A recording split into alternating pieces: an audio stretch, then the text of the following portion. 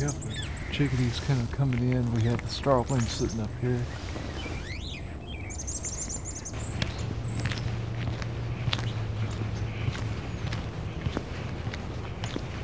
The usual things like juncos, there's been woodpeckers.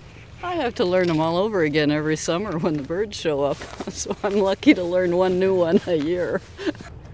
I know some people have done it by just sitting down listening to recordings, and that's really not what I've done. Mainly it's been going out like with our Audubon group, either Christmas bird counts or other field activities. Sure. Look, look, look! And the guy with me sticks his head out the window and goes, meow comes.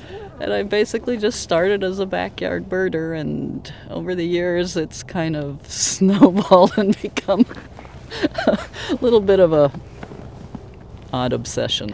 I moved to a rental house once that was on the Mississippi River, and then I got unemployed and I'd eat breakfast on the porch.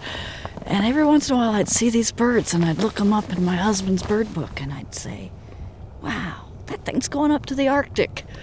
You know, and it's kind of a insight into a world of wildlife that you don't experience any other way.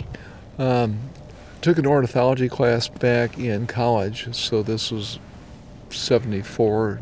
Moved to Sioux City here about 81. Just found the organization and got more involved in it. Still a little bit more casual birder than other people are here, you know.